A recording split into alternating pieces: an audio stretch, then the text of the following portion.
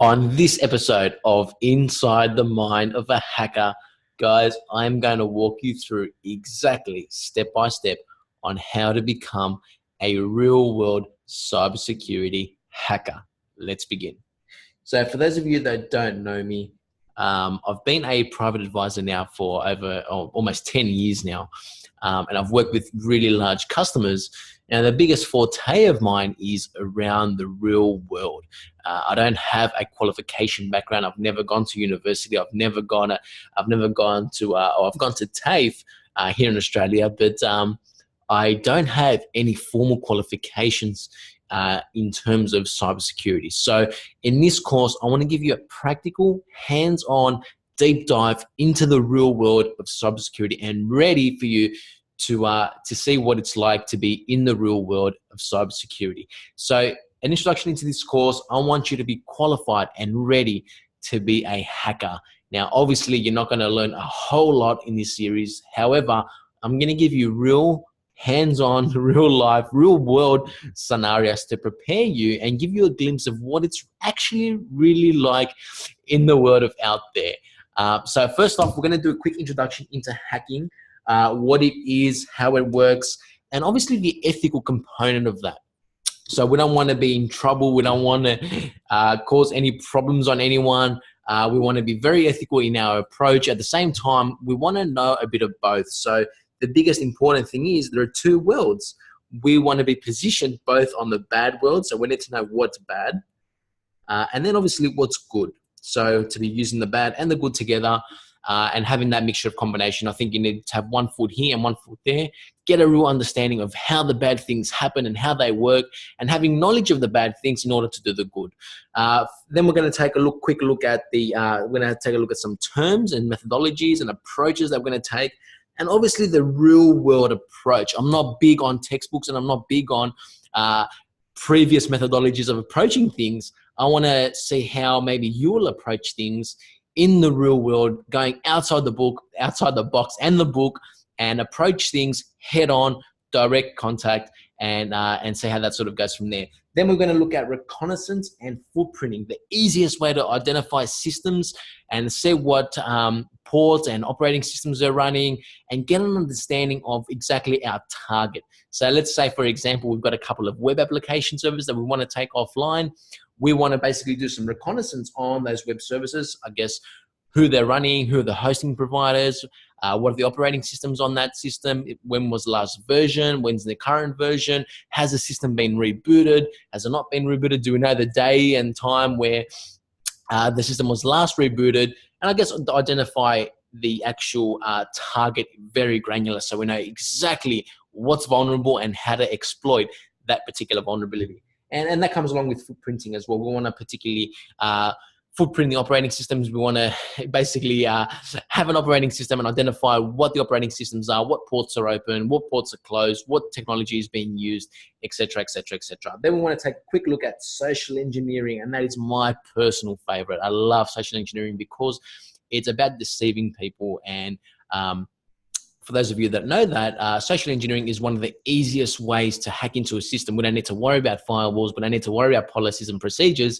We can go directly to people and pretend we're someone else, or pretend we're someone that we're not, or that we're associated with someone by doing our reconnaissance. So reconnaissance plays the biggest important part in any hacking attempt, because the more information we have on a system or a business, or on our target, I should say, the easier the exploits will be. So we'll take a look at social engineering. Next, we're going to take a quick look at scanning systems and extracting information. Is what I call basically enumeration.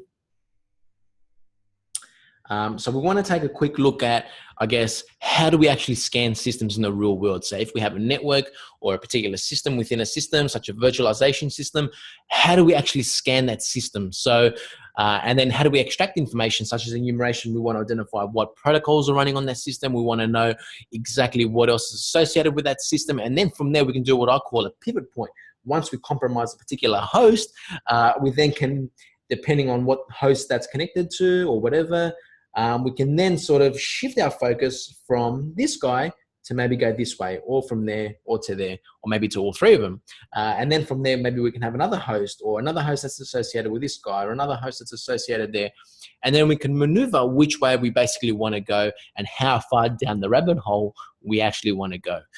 Next, we're going to take a quick look at system hacking and cracking. We can use awesome tools. So some of my favorites are John the Ripper, to actually password crack. So for those of you that really want to crack passwords and crack user accounts, there's going to be an awesome little video series that we're going to create on that. And then we're going to take a look at system hacking. So how do we hack systems? How do we bring down systems? How do we identify systems? And then how do we take them offline and cause a bit of a disruption as well? We're going to take a look at ways to evade systems such as firewalls and antivirus software, and the whole kit and caboodle. So stay tuned. That is going to be, that video series that I actually recorded is the most fun, as well as the rest of them as well. So we need to take a look at a really high level approach to this. We need to understand who our target is and how we're going to footprint that target. We want to know if any social engineering will be attempted in that. Next, we want to scan the system. We want to say what's available, what's closed, what's not, how far can we actually get access to. We want to enumerate devices. So we want to basically ask them what they know. So, hey, what are you running? What's your version number? What's this? What's that? What else are you connected to? We want to see what we can get. From there, we get granular. Then we can break into the system and then crack any passwords or user accounts that we want to get access to. Next, we're going to take a look at sniffing, denial of service, and even hijacking. And I'll start with sniffing.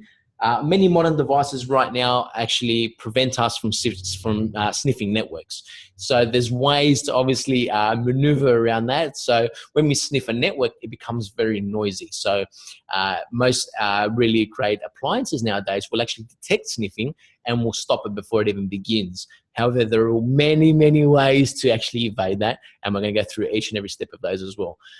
So that's that. And denial of service, obviously bringing down the system. So we want to cause some sort of disruption, whether it's a web application or a network. There are some ways that we can turn that system or turn those users off and cause a huge disruption on the business. We'll take a look at both how it works and both the practical approach on how to actually cause a proper real world cybersecurity denial of service as well. And then hijacking. So then let's say, for example, we've got access to a particular web application, an encrypted SSL or TLS session. We can then actually hijack that SSL or TLS session and then even further get information such as usernames and passwords. And I'll show you exactly how to do that as well.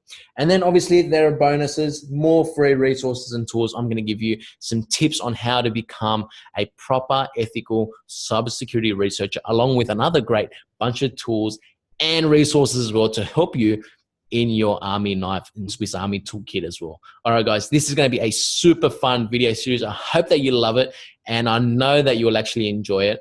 If you have any questions, don't hesitate to reach out to me. I'd love to know how you found this series. It's going to be super fun. It's going to be practical.